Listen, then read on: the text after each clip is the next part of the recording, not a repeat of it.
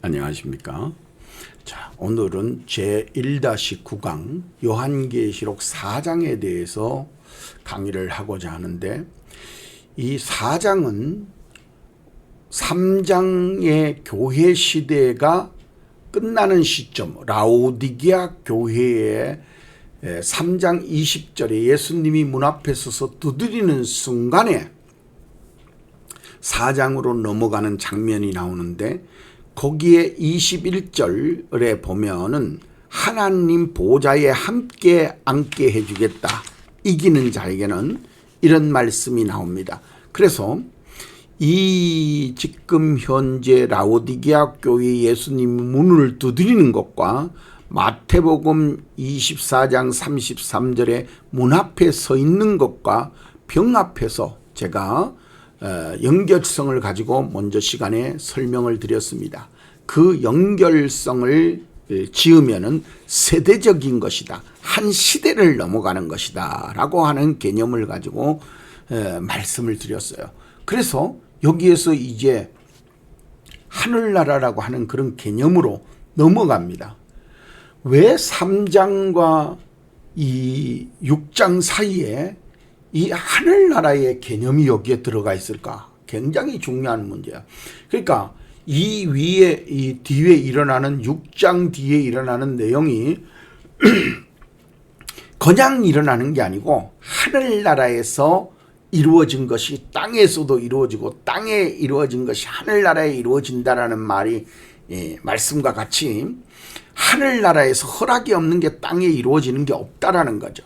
그래서 우리가 개념을 실질로 하나님의 나라에 대한 개념을 믿느냐 안 믿느냐, 이 굉장히 중요한 문제예요. 사람들이 믿는 것 같죠? 안 믿어요.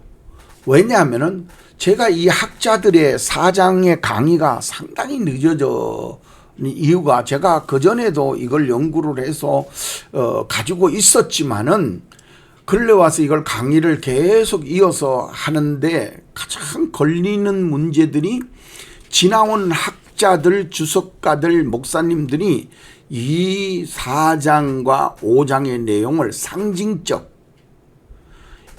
이걸 실질적으로 푸는 게 아니라 속성적으로 풀더라는 거예요. 하나님의 속성이라 이렇게 표현을 하는 경우도 많이 있어요. 그래서 근데 제가 자꾸 이것을 기도놓고 기도하고, 저도 이제 오랫동안 이걸 공부를 했지만 그렇게 믿어왔어요. 근데 근래 와서 자꾸 이 성경을 보면서 하나님이 그게 아니다라는 마음을 자꾸 줘서 성령적으로, 그래서 계속 이것을 놓고 하나님 앞에 조아리면서 기도하면서 느끼는 바가 뭐냐면은, 이거는 사실적이다라는 거죠.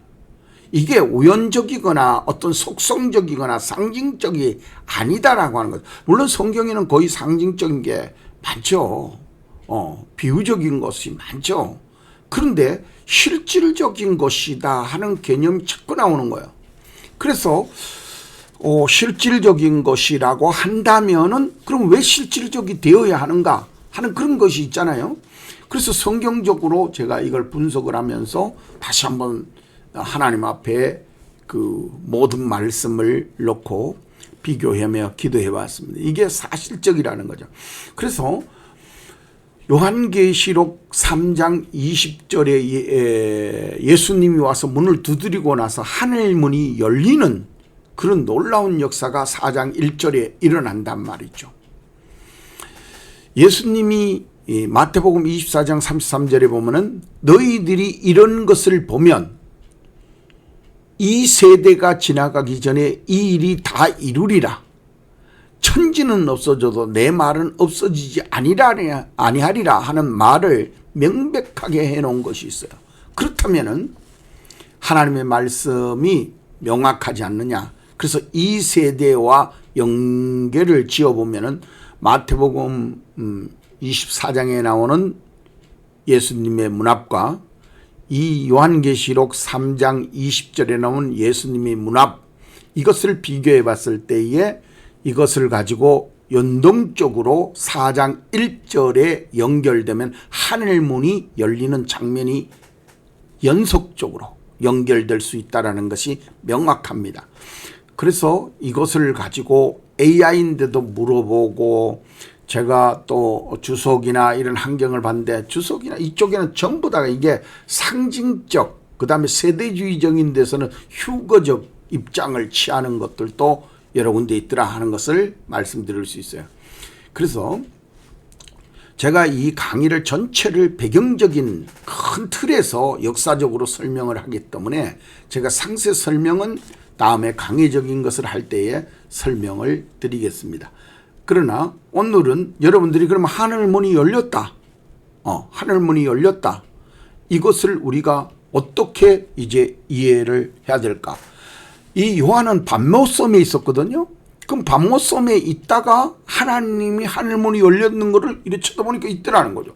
올라와라 그러는데 올라갔다 이거죠. 저도 그 옛날에 하늘산에서 밤에 밤새도록 기도하는데 막 그 산에 올라가서 기도하는데 이 아주 검은 구름이 막 난리도 아니에요.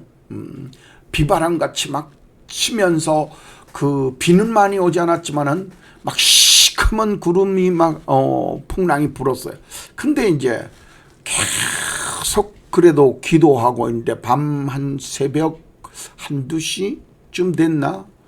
그때 이게 아니 옆에는 다 시커먼데 저 위에 그 기도하는 중에 위에를 쳐다보니까 하늘문이 정말로 이 꿀뚝같이 딱 열리는 그런 역사를 본 기억이 있어요. 그래서 하늘문이 열린다라는 개념은 우리 생각하고는 다를 수 있습니다. 실질적으로. 그래서 여러분들이 하늘문이 어떤 식으로 열리느냐 하는 문제를 여러분들이 한번 보시기를 바랍니다.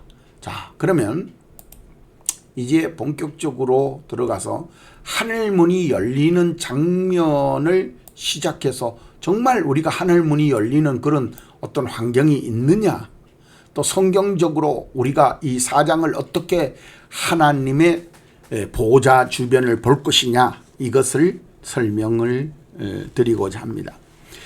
이 4장 1절에 나오는 이 내용들을 보면은 이 4장은 3가지로 구분되는데, 첫째 하나님의 보호자, 두 번째는 24장로, 그 다음에 보호자 주변의 형상 등, 형상, 이 3가지로 구분할 수 있는데, 첫 번째 이제 하늘나라에 올라가잖아요. 올라오라 해서 올라갑니다. 자, 올라가서 보니까 나팔 같은 음성 이런 것이 있는데, 거기에서 올라오라 하는 자가 뭐라 그랬냐면은 이 일 후, 이제 4장 1절에 첫 마디가 이 일 후 내가 보니 그랬거든요. 그런데 끄트머리에도 4장 1절 끄트머리에도 이 일 후에 마땅히 될 일을 내가 내게 보이리라 그래요. 그러면 이 일 후에 되어질 것이라는 거죠. 되어질 일. 그래서 여기서 중요하다는 거죠. 그럼 되어질 일이 뭐냐 그랬더니 2절서부터 성령의 감동함을 받아가지고 지금 이제 하늘나라에 올라갔습니다. 올라가서 4장 3절에 보니까 보호자를 베풀어 줬는데 보호자가 보이는데 보호자의 모습이 4장 3절에 앉으신 이의 모양이 그랬는데 모양이 벼곡 같으라는 거죠. 그리고 그러면 앉으신 이의 모습이 흰옷을 입었다 이러는 게 아니라 벼곡, 그 다음에 홍보석, 그 다음에 그 주변이 무지개가 있고 또 모양이 보석, 녹보석 같더라 이럽니다. 그렇고 그 개념을 여기에 보호자의 앉으신 이를 가리키는 겁니다. 앉으신 이. 그래서 이제 이걸 가지고 우리가 보편적으로 지금 현재 속성적으로 구약에 보면은 이제 성막을 강의할 때도 그 색깔 가지고 강의를 하거든요. 그래서 이제 그런 색깔을 말하는데 여기에서는 좀 다른 게 뭐냐면은 4장 1절에 내가 보니 그랬어요. 내가 보니. 그 다음에 이 일 후에 내가 마땅히 될 일을 내가 보이리라 그랬거든요. 그러니까 지금 여기에서 다른 분들과 좀 다르게 제가 강의를 하는 점, 또 제가 실질적으로 성경적으로 설명을 하는 점, 성경을 성경적으로만 보려고 하는 점, 그래서 여기에서 요한이 봤다라는 겁니다. 근데 이걸 가지고 자꾸 유추적인 해석을 덧붙여서 자꾸 속성적으로 나간다는 거죠. 상징적으로 나가요. 그런데 보좌에 앉으신 이의 모양을 실제로 요한이 보니까 백옥과 홍보석, 녹보석, 무지개 이런 것이 있더라는 겁니다. 그 무지개는 우리가 구약에 보면은 약속의 의미로서 무지개를 주었죠. 그래서 이제 이런 어떤 것을 이제 오늘은 강의하는 것이 아니기 때문에 제가 하나님 주변에 이런 것이 있다라고 하는 것을 성경적으로 믿을 것이냐, 성경적으로 그대로 믿느냐 안 믿느냐, 또 지나온 그 목사님들처럼 그러면은 상징적으로 믿느냐, 이거는 보이는 거라는 거죠. 성전에서 직접 요한이 봤다라는 것에 주안점이 있습니다. 그래서 보좌에 앉으신 이의 모습이 이렇더라 하는 것을 여러분들이 이것을 문자적으로 그대로 믿을 것이냐, 또 어떤 목사님들은 참 영역이 있다 해갖고 이걸 해석을 해요. 홍보석은 뭐고 녹보석은 뭐고 그것이 틀리다라는 것이 아니라 녹보석, 홍보석은 요한이 직접 본 겁니다. 그래서 하나님의 속성적 의미로 설명을 하는 것은 괜찮아요. 그렇지만은 이것이 하나님의 실질적 모습이라고, 보좌에 앉으신 이의 실질적 모습이라는 것을 놓치면 안 됩니다. 자, 그래서 여기에서 이제 4절로 넘어가는데, 보좌에 둘러선 24 보좌들이 있고 그 보좌에 앉으신 이가 또 24 장로가 거기에 앉았다는 겁니다. 그러면 이 장로를 어떻게 보느냐 하는 거거든요. 그러니까 요한의 입장에서 지금 봐야죠. 요한이 2000년 전에 하늘나라에 가서 봤는데 볼 때에 그때에 그 모습이 장로 모습과 같더라는 거죠. 장로. 그러면 장로라는 의미가 뭐냐 그러면은 말 그대로 나이 많은, 오래 산, 오래 일한 그런 뜻입니다. 그러니까 장로. 그래서 교회에서 오래된 하나님의 일한 자가 장로라는 거죠. 그래서 장로들이 24 장로가 있다. 이제 이러니까 여기에서 구약의 12, 신약의 12 해가지고 이제 그 구약의 12지파죠. 신약의 12사도죠. 이래가지고 24 장로가 거기에서 나온 것이 아니냐. 이렇게 이제 설명을 말합니다. 그러나 저는 제가 봤을 때는 그거는 분명치 않는데 중요한 거는 하나님이 24 장로를 세웠다라는 거죠. 근데 특별히 이제 그 14만 4천 무리에 가면은 거기에 12지파 중에서 2지파, 단지파 이런 데가 없어져요. 단지파는 없어져. 그리고 거기에 이제 베냐민과 요셉의 지파라고 들어가요. 요셉과 베냐민 지파. 그러니까 그러기 때문에 24 지파라고 하는 그 사도와 지파라고 하는 것에 있어서 하나님이 선정한 사람이냐, 정말 믿음 있는 장로들을 뽑아서 여기서 24 장로로 세웠느냐, 그 12지파를 가지고 또 12사도를 가지고 여기에서 그렇게 했느냐 하는 문제는 여기 실질적으로 그런 기록이 없어요. 그렇기 때문에 실질적으로 이제 요한이 보고 있는 거예요. 장로들을 실제로 봤어요. 그러니까 그건 맞는 거예요. 그건 봤으니까. 장로를 한두 번 요한이 봤겠어요. 그러니까 장로다 하는 것은 명확합니다. 그런데 이 장로의 역할이 무엇이냐 하는 거, 이걸 여러분들이 잘 아셔야 됩니다. 그래서 요한계시록 4장에 있어서 아주 중요한 문제들을 여러분들이 이것이 있다라고 믿기만 하면 돼요.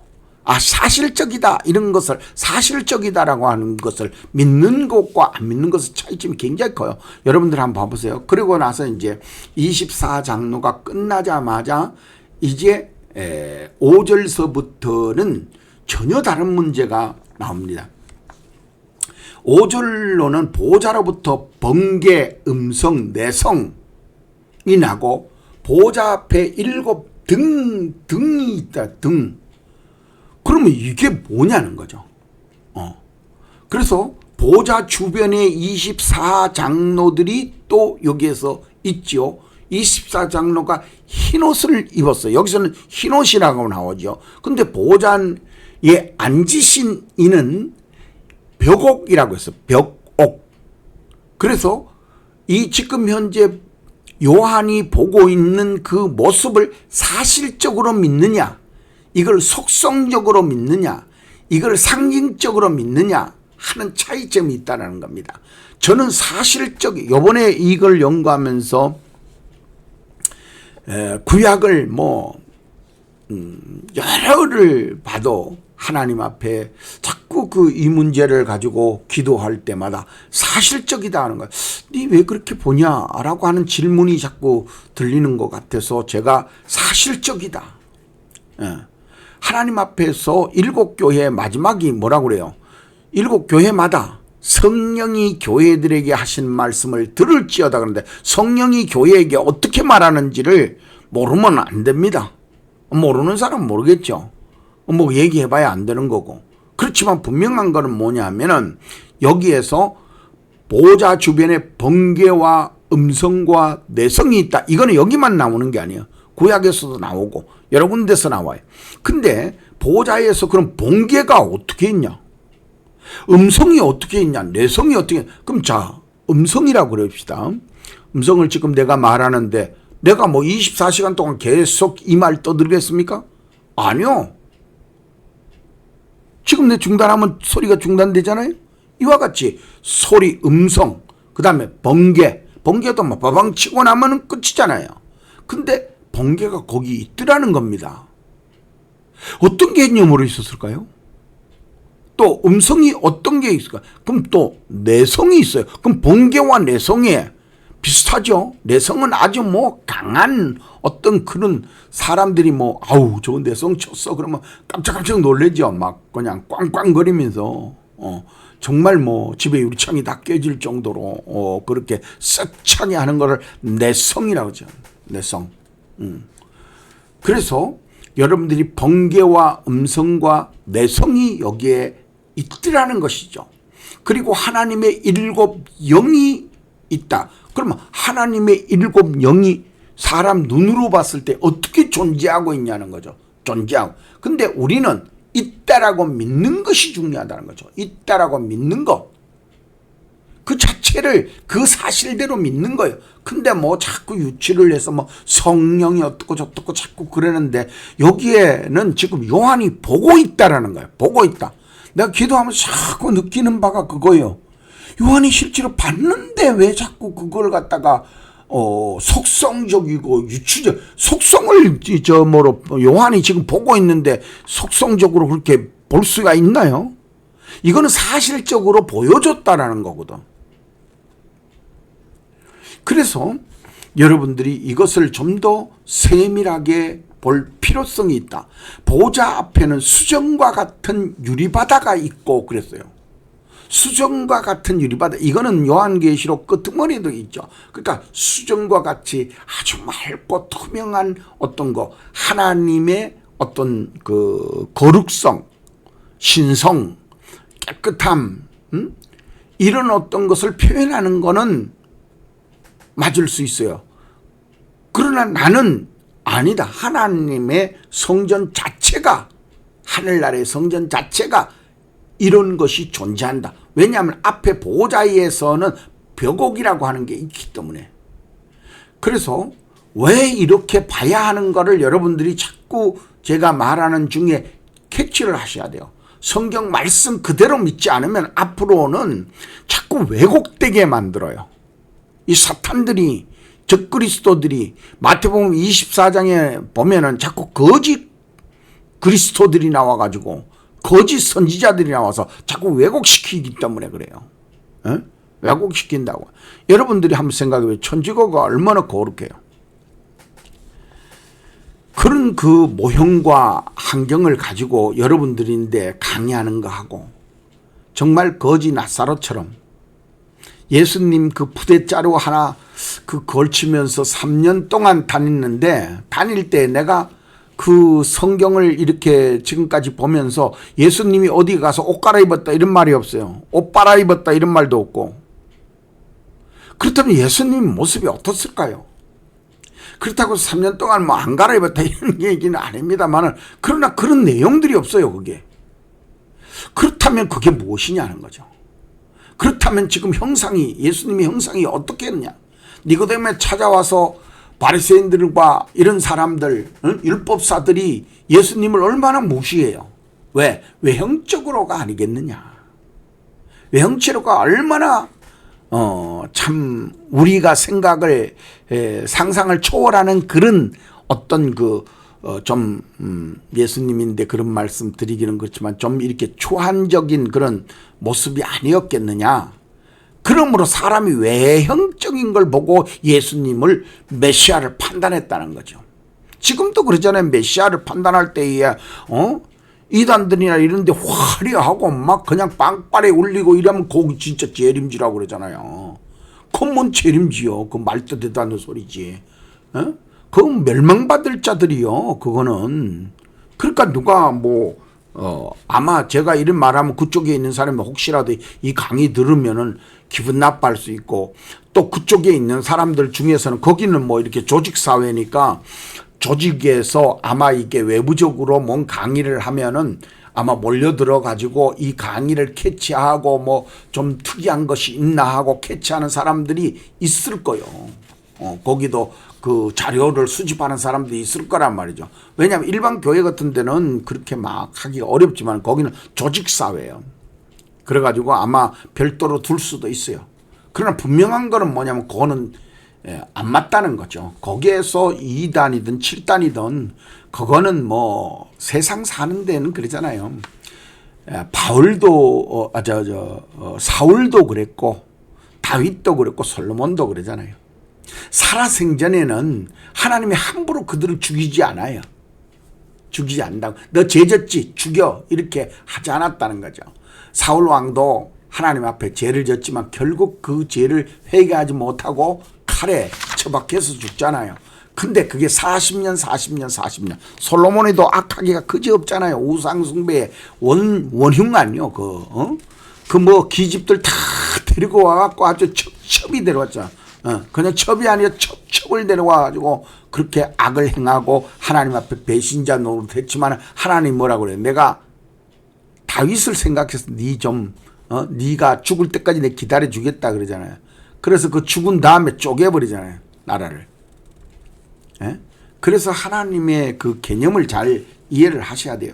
그래서 번개와 음성과 내성, 그 다음에 7 등불, 영 이런 것이 있어요. 7 등불을 켰고 하나님의 7 영이 있다.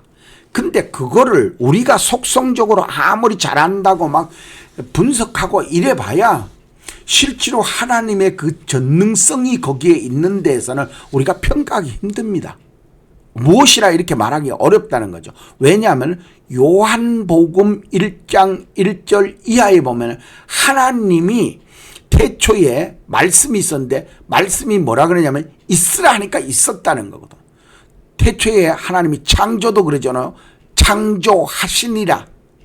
거기에는 이유가 없어요. 어떻게 창조했다 이런 게 없어요. 그냥 창조하면 그냥 있는 거예요. 말씀으로 있으라니까 있었다. 이거 외에는 그럼 지금 개념으로 그걸 어떻게 설명할 거예요?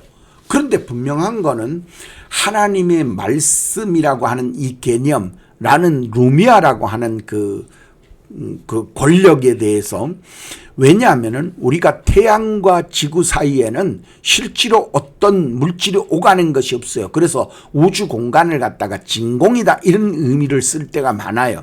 그렇지만은 우리가 지구가 태양과 서로 땡기는 힘이 있다는 거 알잖아요. 달과 지구가 서로 공전하고 땡기는 힘이 있다는 걸 알잖아요. 그래서 그런 걸 만유인력 그랬는데, 만유인력이라고 한다라는 것이, 그럼 거기에서 무엇이 가서 그걸 땡기고 있냐, 무엇이 가서 땡기고 있냐, 땡기는 그 영향이 미쳐야 되잖아요. 뭔가가 땡기는 것이 거기 가 있지 않는 이상은 땡겨지지 않잖아요. 근데 그게 공간이라고요? 진공이라고요? 그 아니라는 거죠. 하나님의 힘의 권능이 거기에 있는 걸, 그거는 뭐 원소 기운, 무슨 그 측량 기계를 대도 그건 측량할 수가 없는 겁니다.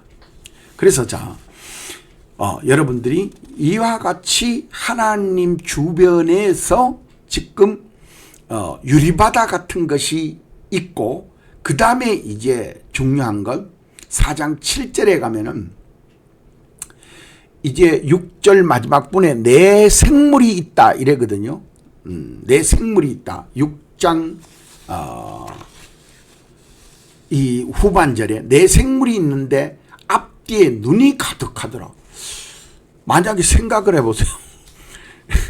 제가 그 AI 보고 그림을 그리라 그랬더니 이걸 가지고 그랬는데 사람 온통 몸에다가 전부 다 눈을 다 박아놔서 끔찍하더라고요. 그 개념이 돼요? 여기 분명히 그랬죠. 내 생물이 있는데 눈이 거득하다라는 거예요. 눈이 한계가 있다 이런 뜻이 아니잖아요. 그래서 이 개념을 어떻게 이해를 해야 되느냐 하는 것을 요한이 지금 보고 있어요. 요한이 사실적인 걸 보고 있다는 거죠. 그럼 사실적으로 볼 거냐 안 볼 거냐 하는 문제예요. 그래서 네 짐승이 나오는데, 첫째가 사자, 둘째가 뭐야? 둘째가 송아지죠. 세 번째가 사람 모습이죠. 그 다음에 네 번째가 독수리입니다. 그런데 여기에서 6날개를 가졌더라는 거예요. 이게 구약에도 그 스랍이 6날개를 가졌어요. 근데 내가 이거를 갖다 스랍하고 여기에 나온 네 생물하고를 그 AI에다 넣어가지고 비교 분석을 해보니까 다르다고 나오네요. 다르다고 나와요. 그래서 난 같은 줄 알았는데 6날개라고 그래가지고 같은 줄 알았더니 그게 다르다는, 기능을 달리한다는 거예요. 기능을. 구약에 나오는 그 스랍과 여기에 나오는 내 생물은 그 기능적으로 그 달리 일한다 이렇게 설명이 나오더라고. 그래서 내도 자세히 읽어봤는데 그럴 가능성이 있어요. 왜냐하면 여기는 내 생물은 하나님 주변에 있는 자고, 그 구약에 나왔던 그런 자들은 심부름, 하나님이 일하는 어떤 그런 곳에서 나타나거든요. 그래서 천사장도 따로 있고, 거기에서 이제 2날개, 4날개 가진 이런 천사들의 그 모습들이 다 달라요. 그래서 여기에서는 6날개를 가지는데 중요한 건 내 생물이라는 거죠. 내 생물이 사자, 송아지, 사람 모습, 그 다음에 뭐요? 독수리. 그래서 저는 이거를 보고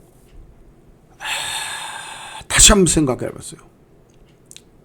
그러면은 내 생물이, 목사님들이나 학자들이 뭐라고 하냐면 이거는 뭐 사복음서에 갖다 대가지고 사자복음, 송아지복음 이렇게 이제 말하는 것.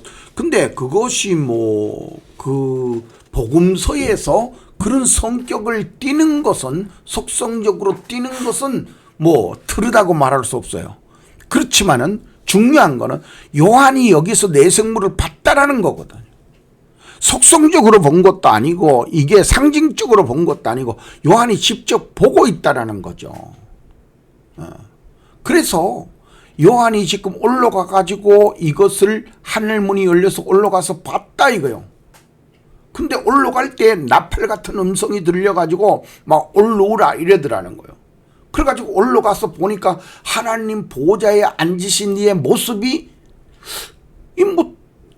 이 그림과 유사성이 있을지는 모르지만 어쨌든 AI의 그림을 통해서 이렇게 제가 좀 표현을 해봤는데, 하나님이 보좌에 계신다 하는 것을 명확하게 이해를 해야 되죠. 그래서 이것이 어떤 모습으로 있었냐 사실 몰랐어요. 근데 여기서 백옥, 그 다음에 녹보석, 홍보석 이런 모습, 또 주변에 무지개 같은 이런 것들이 있더라 하는 건데, 우리가 실질적으로 이런 모습들을 요한이 봤다라는 것에 중요한 거예요. 사실적이라는 거죠. 이게 속성적이거나 뭐 상징적인 이런 의미가 아니라는 것을 명확하게 이해를 하셔야 돼요. 그래서 하나님 보호자의 모습이 이런 것을 사실적으로 믿는 때에 우리가 성경을 문자적으로 믿잖아요. 문자적으로.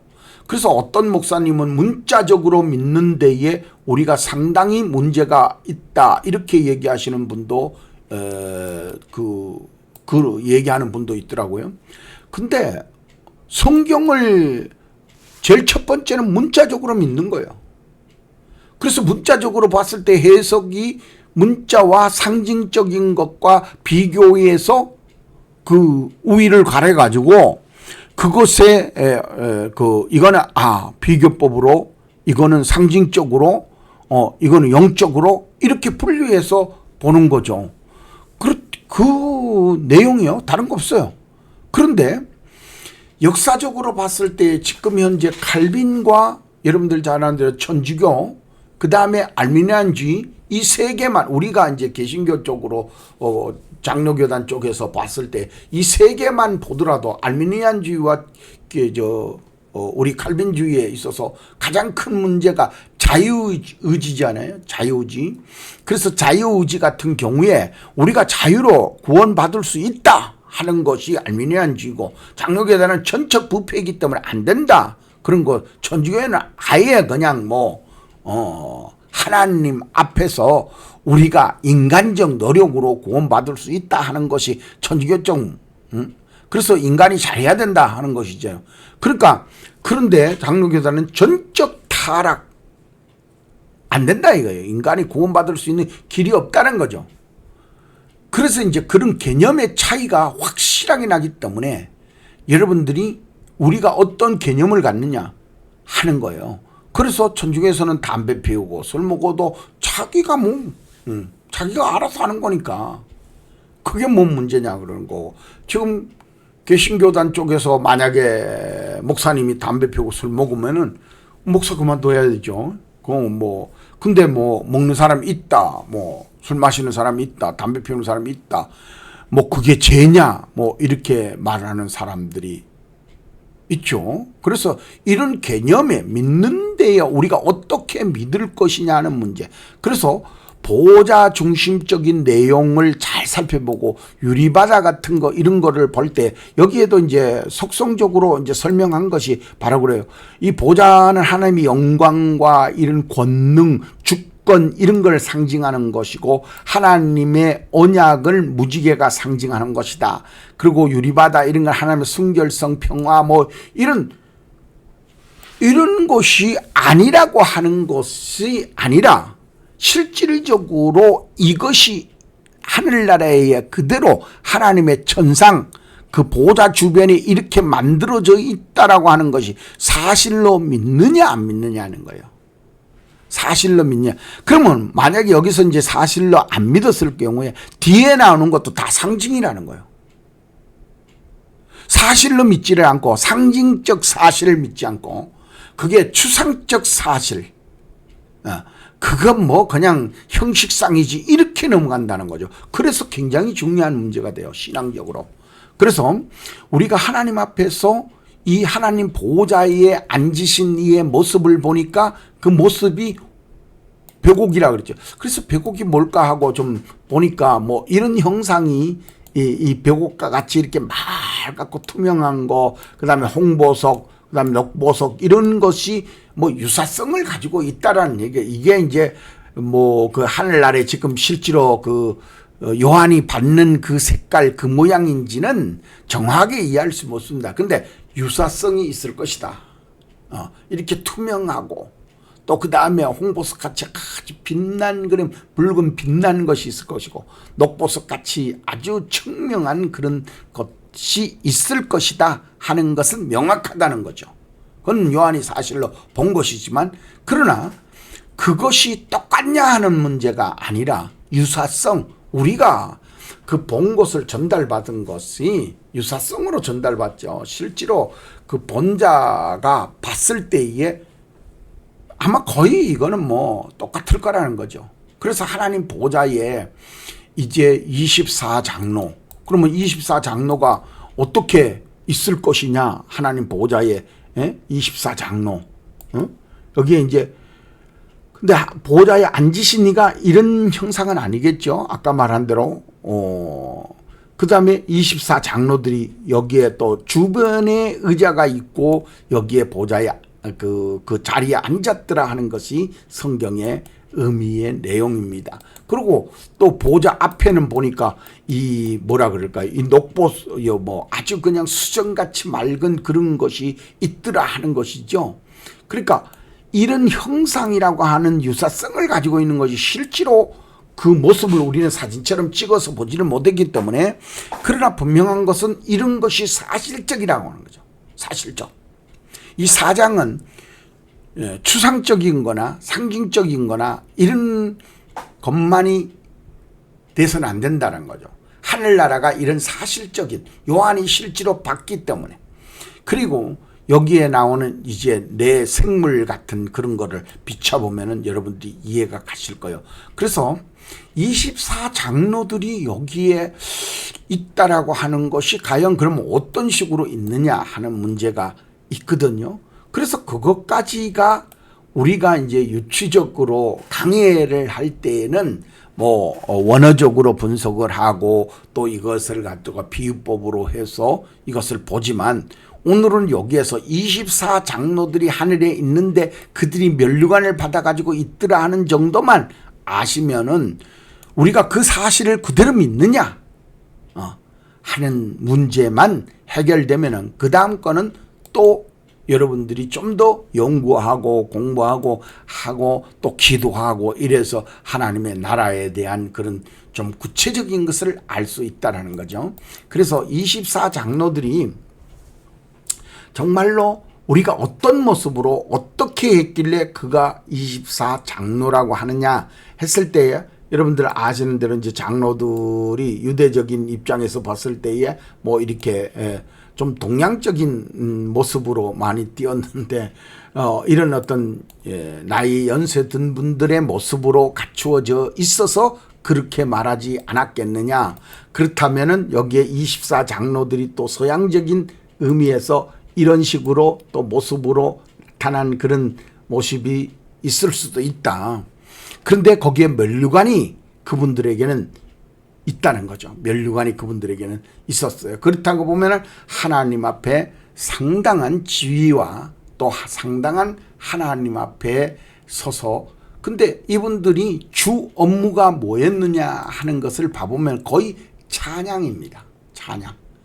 그래서 이제 이분들은 이 정도로 여러분들이 이해하시고, 그 다음에 이제 넘어가서 이분들이 24장로가 뭘 하느냐 하는 걸 봤더니 하나님의 통치에 간섭을 하고 24장로들은 경배와 찬양, 하나님께 영광에 대해서 하나님의 찬양, 거룩하외다 이 찬양을 계속하는 것을 볼 수 있죠.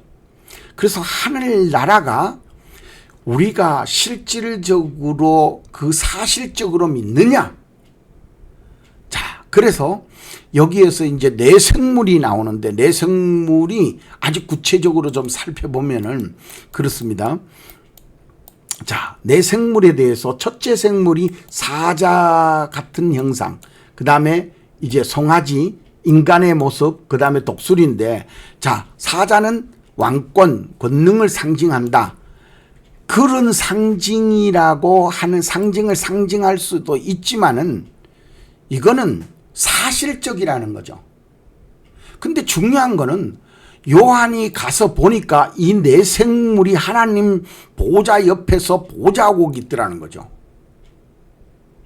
나는 이것을 볼 때 사실적으로 본다면 봐보세요. 하늘나라 지금 보좌 옆에 사자 같은 형상이 있고 송아지 같은 형상, 인간의 형상, 독수리 형상이 있어요. 그래서 제가 여기에서 그렇다면은 하늘나라에 지금 하나님 보좌 앞에 이 내생물들이 다 있다면은, 자, 보좌 주변에 24장로만 있었다면은, 그러면 인간이 우월성이 있지 않느냐 이렇게 하지만, 하나님 보좌의 정권을 가진 이 하나님 보좌를 지킨 이 자들이, 내생물들이 하나님 앞에 찬양을 드리는데, 이 찬양 드리는 이 내생물이 여기에서 찬양을 드려다. 한번 봐보세요. 그래서 8절에 보면은 거룩 거룩 거룩 주 전능하신 이여, 전에도 계시고 이제도 계시고 장차 오실 자라 하고, 이 네 생물들이 영광과 존귀와 감사와 보호자의 안지 세세대로 영광을 돌리는 그런 장면들이 나옵니다. 그러면은 자 봐보세요. 내가 이것을 가지고 창세기로 가봤어요. 창세기에 3장, 2장, 3장에 보면은 1장, 2장, 3장에 보면 천지를 창조하시죠. 이 7일 만에 창조하는데 거기에 보면은 동식물들이 다 들어가죠. 근데 사람을 짓기 전에는 뭐라 하냐면 우리의 형상과 모양이라는 말이 있어요. 우리의 형상과 모양. 그러면 하나님 앞에 이미 그때에 동물을 만들 때에도 사자와 송아지와 사람과 독수리 같은 것이 있었지 않느냐. 근데 여러분들 잘 생각해 보세요. 송아지는 희생 제물이 돼요. 근데 사자를 희생 제물로 드리라는 데는 없어요. 독수리를 희생 제물로 드리는 건 없지만 비둘기는 드리라고 그래요. 근데 또 사람을 잡아가지고 드리라고 하는 데는 없어요. 근데 성경에서 굳이 찾는다면 아브라함의 맏아들을 잡아가지고 야, 너 좀 제사 드려라. 그러니까 아브라함 잡아가지고 죽이려고 하는데 하나님 잠깐, 그리고 내가 사슴을 갖다 저다 묶고 놨으니까 네가 가서 그걸로 드려라 이랍니다. 그런 것처럼 창조할 때 이미 이것들이 창조된 그런 환경이 아니겠느냐. 그렇다면은 여기에 지금 하늘 보좌에서 사람의 우월성을 가지고 있는 권리가 하나도 없어요. 이 동물들이, 여기에 나오는 내 생물들이 이것이 권리가 동등하더라는 거죠. 하나님 주변에 가까이 있거나 멀리 있는 그런 차이점을 두는 것도 아니고, 누구는 뭐 권세를 더 가진 것도 아니고 내 생물이 똑같다는 거예요. 그럼 내 생물이 우리가 어떻게 보면은 지금 현재 살아있는 모든 것 속에서 동물들이 그 직분상 너는 배로 다니고 너는 기어 다니고 너는 잡아먹고 이런 어떤 이 하나님이 부여한 이 땅에 사는 날 동안의 그 위치가 다를 뿐이지, 위치가 다르다? 그 모든 활동하는 영역이 다를 뿐이지 실질적으로는 내가 볼 때 하나님의 나라에서는 동등한 권력을 가지고 있었지 않느냐. 그렇다면 사람이 우월성을 가지고 있다는 것은 좀 아닌 것 같다 하는 생각이 들어요. 여기에서 내 생물을 보면, 그렇다면 우리가 우주 만물에 있어서 좀 더 공정하고 공평하게, 또 우주 만물이 그렇기 때문에 심판받을 때에 우주 만물도 같이 심판을 받습니다. 지구상이 심판을 받을 때, 물로 심판할 때 뭐 하나만 심판받으니까 모든 식물이고 뭐고 동물이고 다 심판받아 버리잖아요. 그 왜 그래 됐을까 하는 거를 봐보면은 여러분들이 이 내 생물의 깊이를 우리가 다 알기는 어렵지만은 이런 것이 있어요. 그래서 속성적으로 그냥 뭐 섬김, 송아지는 섬김이나 희생을 상징한다. 지성, 이성, 사람, 뭐 통찰력. 왜냐면 이 독수리 같은 거는 아주 공중에 날죠. 날아가지고 이거 먼 데를 내다보는 그런 어떤 통찰력 뭐 이런 걸 상징한다 이렇게 얘기를 하는데, 실제로 이건 하나님 보좌에 있다라는 게 중요한 거죠. 있다라는 거. 그래서 우리가 이 사자를 볼 때에 우리는 사자가 실질적으로 우리보다가 미개한 것이냐. 그래서 첫째 생물이 사자라는 거예요. 여러분들 중요한 건 그겁니다. 첫째 생물이 사자라는 거예요. 그럼 둘째 생물은 송아지라는 거예요. 근데 성경에 보면 소를 잡아서 드리잖아요. 이 번제물이 됐어요. 이게 희생 제물 이런 걸로 하나님 앞에 속죄의 역할을 한다는 거죠. 그런데 세 번째 이제 사람이 나와요. 그럼 사람의 위치가 과연 우월성을 가지고 있느냐? 이게 생각이 나더라고요. 그래서 기도하면서 계속 성경을 읽어보는데 사람이 모든 동물의 우월성을 가졌다. 이거는 좀 아니지 않느냐. 그래서 하나님이 거기에 창세기에 보면은 사람 보고 모든 동물을 지어놓고 이 모든 것을 잡아먹어라. 네 식물로 준다. 그렇게 말씀하신 내용이 있어서 그래. 그럼 그들이 식물이 될 뿐이지 그들을 하층이라고 봐서는 안 된다. 참 그래서 우리는 보통 사자를 잡아서 먹지는 않잖아요. 근데 물론 사자를 잡아먹을 수 있는 코끼리 잡아먹나 그런 어떤 것에 있어서 비유를 해보면 좀 다른 문제가 있다는 거죠. 그래서 여기에서 우리가 이 네 생물을 통해서 실제로 요한이 본 것이고 그 실제로 받는 그 내용 속에서 우리가 분석해 보면 하나님 주변에 네 생물, 네 동물이 있었다는 거죠. 근데 거기에 사람의 형상도 같이 있었다. 그럼 동등성이 있다는 거죠. 하나님의 그 성전에서, 그것도 천상에서. 그러므로 이게 우리가 천상이 곧 또 지하에 우리 지금 이 지상에 있는 이것이 또 이루어져야 되니까 하늘 땅에서 이루어진 것 같이 하늘에서 이루어지옵시고 우리가 주기도문에도 그렇게 하잖아요. 그런 것처럼 그런 의미에서 본다면은 우리가 이 땅 위에서도 자연 세계를 잘 관리하고 또 창세기에도 보면 잘 다스려라 그러는 말이죠. 다스려야 돼요. 그래서 생육하고 번성하고 잘 다스려. 그래서 우리는 만물 속에 동등성이 있는 것이 분명하다. 이렇게 볼 수 있죠. 그래서 우리는 이런 독수리나 뭐 이런 짐승들을 하급으로 자꾸 보잖아요. 근데 독수리 같은 형상 여러분들 어떻게 생각을 하시는지 한번 여러분들이 믿음적으로 가지고 이 사장을 한번 분석해 보시기를 바랍니다. 그래서 이 하늘나라의 보좌 주변에 대해 갖고 왜 이렇게 상세하게 설명을 하셨느냐. 그러면서 이들이 모여 갖고 다 뭘 하냐면 찬양을 합니다. 다 끊임없는 찬양. 끊임없이 찬양을 합니다. 그래서 끊임없는 찬양, 그리고 또 하나님께 영광, 장로들도 이 면류관을 벗어서 하나님인데 드리는 그런 장면들이 나오죠. 그래서 이런 모든 것을 볼 때에 우리는 어떻게 봐야 돼? 내 생물의 의미를 어떻게 봐야 될 것인가 하는 것을 새롭게 요한계시록적인 입장, 종말적 입장에서 어떻게 봐야 되느냐 하는 것을 여러분들이 좀 더 깊이 있는 그런 영의 통찰력이 필요합니다. 여러분들 그냥 지금 보듯이 목사님들이 앞에서 학자들이 받는 걸 비방하기 이전에 우리는 어떻게 볼 것이냐 하는 것을 생각해 봐야 돼요. 그래서 여러분들 세상에 지금 현재 나와서 뭐 2단이니 7단이니 8단이니 그 사람들은 이미 그 사람들대로 끝난 거니까 우리는 어떻게 하나님인데 하나님이 더 영광스럽게 영광 받으시도록 믿느냐? 그걸 말하는 거예요. 영광 받으시도록.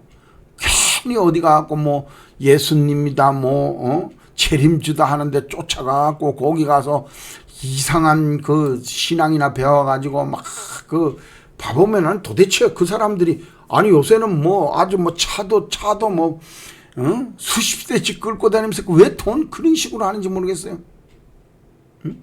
그 성도들의 예수님은 끝까지 희생하고 돌아갔는데 하나님이 그런 식으로 하라고 자기네들은 막 조금 이제 수십 년 되니까 뭐 그 성도들이 몇천 명씩 몇만 명씩 몰려드리니까 거기에 나오는 수익 가지고 막 자가용 막 수십 대씩 끌고 다니면서 벌금도 우습게 여기고 지금 나라를 흔들어 제끼려고 뒷구에서 수석거리기나 하고 참 모르겠어요. 나는 그게 과연 하나님의 영광이 될지 나중에 그들이 하나님 앞에 정말 비참한 최후를 맞이할지 그건 모르겠지만은 그러나 분명한 거는 하나님이 결단하신 일이고 하나님 소관이기 때문에 제가 말하지 않는 겁니다. 자, 그래서 우리가 하나님 앞에서 정말 어떤 식으로 생각해야 되느냐. 자, 요한이 보고 들은 것을 말했다는 걸 명심해야 돼요. 요한이 보고, 지금 이 내용을 요한이 보고 드린 것, 실질적으로 내 생물을 보니까 봤다는 거거든. 그럼 그걸 어떻게 해석해야 될 거냐 이거요. 자꾸 이상하게 하지 말고, 뭐 목사님들 뭐 요새 똑똑하게 해갖고 막 자꾸 그걸 뭐 상징적이니 비유적이니 뭐 내가 영적으로 봤다는지 기도해서 받았, 성경보다가 더 진실한 건 없어요. 그래서 성경적인 것이 제일 우선이 문자적인 거예요. 그 문자적인 것 속에서도 더 히브리어 헬라어적인 그런 문자가 더 정확하겠죠. 근데 번역된 것에서 크게 빗나간 게 없어요. 자, 그리고 그 내용을 좀 더 보시고 난 다음에, 그래서 제가 묻는 거예요. 요한이 보고 들은 그 내용이다 하는 거를 제가 이 4장에서는 명심해야 된다. 이게 그냥 비유와 상징으로 자꾸 취급하는 그런 거를 너무 많이 보이기 때문에, 그래서 이 뒤에 나오는 것도 자꾸 그런 식으로 해석을 해요. 사실로 보지 않고 지금 현재 이루어지는 사실로 보지 않는다는 거죠.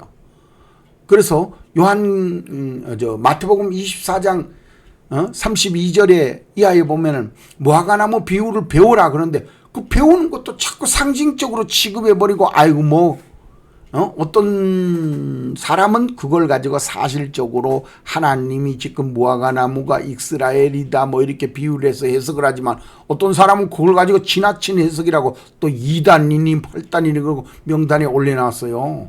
그래서 참 지 자신도 기도도 할 줄 모르고 지 자신도 영역이 되지도 않는 놈이 그거 좀 뭔가 안다고 그 남 있는데 모여가지고 그 핍박을 했었고 그냥 이름을 하나님 반대쪽에 올려가지고 그걸 참 진짜 나쁜 사람들은 나빠요. 그러면서도 자기도 목사고 뭐 거룩한 큰 교단에 뭐 어쩌고 저쩌고 개뿔 같은 소리 하고 있니. 자, 그래서 한번 봐보세요. 하늘 보좌에, 그러면 우리가 이런 것을 보는데 하나님의 앞에서 생물들의 그 나타나서 경외심 뭐라고 있느냐? 찬양, 경배, 경외심. 그래서 우리는 이제 하나님 앞에서 어떻게 해야 될 것인가? 요한계시록 4장 11절에 아주 중요한 말씀이야. 우리 주 하나님 영광과 존귀와 능력을 받으시는 것이 합당하오니 주께서 만물을 지으신지라 만물이 주의 뜻대로 있고 또 지으심을 받았나이다 하더라. 이 말 뜻이 뭐요? 주께서 만물을 지으신지라, 그러니까 만물, 여기에서 내 생물이 나오죠. 내 생물이 하나님이 지으신 거죠. 그러므로 지어진 거기 때문에 거기에서 사람만 특별히 올성 있게 지은 게 아니라는 거죠. 그래서 우리가 지금 현재 지구상이 멸망받을 수밖에 없는 그런 환경으로 자꾸 가는 게, 여러분들 뭐 미국에서나 우리나라에서도 마찬가지지만 소를 수천 마리씩 잡잖아요. 그냥 먹으려고.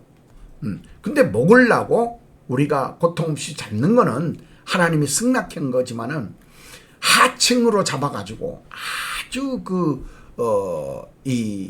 정말 괴롭히는 그런 거. 그래서 동물보호단체가 너무 또 지나치게 해가지고 문제되는 것도 있지만은, 우리가 이런 모든 것을 보면서 균형 있게 하나님 앞에 하나님의 노하심을 좀 사지 않도록 만드는 것도 굉장히 중요합니다.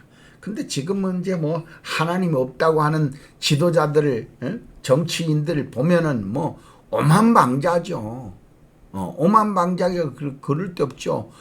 아니 뭐 동성애자들도 다 그냥 합법화 하자 그러고 뭐 평균 뭐 어쨌든 말을 갖다가 이제는 그냥 말이 아이고 평준하고 이제 완전히 그냥 목사들도 율신 그러면은 그거는 차별화 한다고 다 법적으로 그냥 목사들 다 때리잡겠다 그러는 건데, 역사상 목사를 때리잡은 적이 없어요. 때리잡은 적이 없다니까. 그 카타콤과 그 왕권을 가지고도 그때 당시에 못 때리잡은 걸 지금 때리잡는다고요?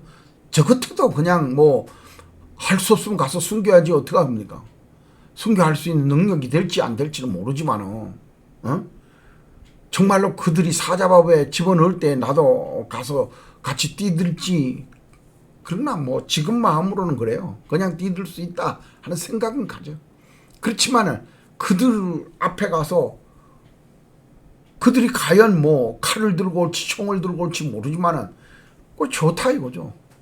그러나 분명한 거는 그딴 식으로 해가지고는 저들도 옛날 우리 그 로마 시대 때처럼 주의 종들을 핍박할 수는 있어도 이기지는 못해요, 결코. 그래서 하나님이 만물을 지으신 모든 만물들이 이 내생물과 하나님 보좌 주변을 설명하는 것이 4장 전체에 나오고 있다. 왜 그랬을까요? 이 4장 전체에 이제 심판에 들어가기 6장에 인을 떼기 전에 왜 이걸 설명했을까요? 이게 굉장히 중요합니다. 그래서 여러분들이 하나님 앞에 하나님을 경외하는 그런 믿음이 없이는 이 환난을 통과 못해요. 근데 엉뚱하게 또 뭐 환난 전에 휴거한다나, 성경 자세히 읽어보면은 절대 이 4장에 나오는 것이 휴거되는 장면은 아닙니다. 그리고 뭐 또 어떤 사람은 뭐 자기네들이 14만 4천 무리가 뭐 요새는 뭐 많더라고요. 이쪽에도 14만 4천 무리가 자기네들이 14만 4천 무리. 뭐 저 과천에는 뭐 옛날부터 했으니까, 근데 또 다른 데서 또 14만 4천 무리가 또 있더라고요. 그래서 뭐 14만 4천 무리를 자기가 구원해야 된다나. 아유, 나 참나 진짜 희한한 사람들 많아요. 어디에서 그렇게 해석을 하는지 도대체 이해가 안 돼. 그러나 분명한 거는 하나님이 심판이 가까워져 간다라는 거예요. 그러면 미혹하는 것이 많이 나오고 거짓 선지자나 적그리스도가 나오는데, 적그리스도나 미혹하는 자들을 뭐 거기에 말려드는 거는 어떻게 할 수가 없어요. 그러나 이제 나중에 13장이 넘어가면 정치적 색으로 나오는 데는 이건 참 어려운 문제들이 많이 있어요. 거기서도 유혹하는 그런 문제들이 있죠. 그래서 이 지금 현재 마지막 그 하나님의 보좌에 대해서 설명을 하시는 것이 왜 그러냐. 아마 이 하나님의 보좌에 하나님의 절대성을 강조하는 것이 아니냐. 하나님의 보좌의 절대적 통치권, 부활의 권리가 하나님 앞에 있다, 그런 의미죠. 부활은 인간에게, 부활이라는 거는 다 새로 이렇게 부활할 수 있는 게 없잖아요. 근데 하나님의 권능만이. 그래서 통치 중심이자 우주의 모든 권능의 집중이 하나님 앞에 있다. 보좌 주변 24장 내생물, 이런 것들이 우주 만물의 내생물. 그래서 성경에 지금 현재 요한계시서 넷 이렇게 한 데가 많아요. 여기도 내생물이죠. 그래서 내 보좌, 내 보좌, 내 주변, 뭐 사방, 이런 것들이 많이 나온다는 거죠. 그래서 여러분들이 하나님의 절대 주권, 이것을 여러분들이 여기에서 보여주는 것이 하나님의 의도다 하는 것을 좀 보셔야 됩니다. 그래서 하나님이 보좌를 통해서 너희들이 어떠한 상황이 있어도 내가 구원할 수 있고 너희들에게 하나님을 보좌에 앉혀줄 수 있는, 라오디게아 교회 마지막에 말씀하신 그 내용을 이루어지는 그런 역사가 하나님 앞에 있다 하는 절대 주권을 보여주는 것이 아니냐. 근데 그걸 믿느냐 안 믿느냐 하는 거는 각자에게 달리는 거기 때문에 참 각자에게 주어진 거죠. 그래서 보좌에 대한 이 기쁨을 연구할 때에 하나님 앞에 하나님의 절대 주권을 어떻게 좀 세밀하게 볼 것이냐 하는 문제가 나온 것 같아요. 그래서 여러분들이 하나님 보좌의 이 주권적 의미를 한번 잘 생각을 해보세요. 하나님이 끝까지 우리의 모든, 그러니까 그 생명이 끝나고 우리가 땅으로 돌아가도 그 땅에서 우리를 건져내 가지고 정말로 우리를 부활하게 만들 수 있는 절대적 영원 통치권을 하나님이 행사할 수 있는지 없는지, 이것을 한번 여러분들이 4장에서 좀 더 세밀하게 분석해 볼 필요가 있다. 하나님의 사랑과 은혜가 온 우주에 가득 채울 것을 말하는 것이 4장이 아니겠느냐. 그럼 5장으로 넘어가서는 뭐요?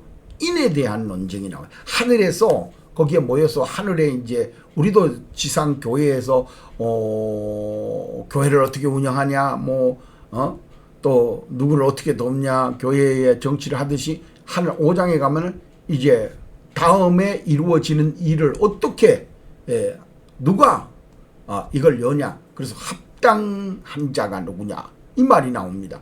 그래서 거기로 넘어가는 그 과정 속에 왜 하늘 보좌를 이렇게 전체적인 것을 보여줬나. 영원 통치, 하나님의 보좌의 절대 주권, 이것이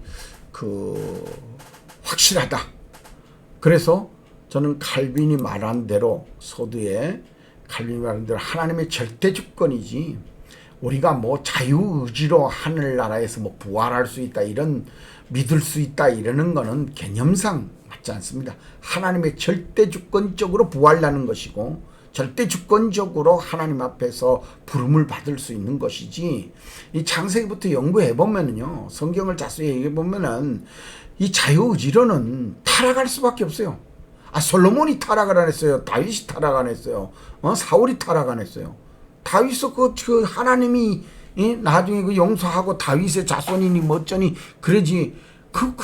우리 아이 아내를 취해가지고 우리 아이를 죽여버리는 거 보세요. 그 하나님은 인간적으로 봤을 때는 배신자죠. 그러니까 그 인간의 개념하고 좀 하나님의 개념하고 차이가 있는 것이지. 그래서 절대주권적 하나님의 하늘의 성전, 하늘의 교회, 이것을 꼭 천상교회를 이해하시면은 하나님의 절대주권적 의미를 여러분들이 발견할 수 있을 것입니다. 자, 지금까지 강의 들어주셔서 감사합니다.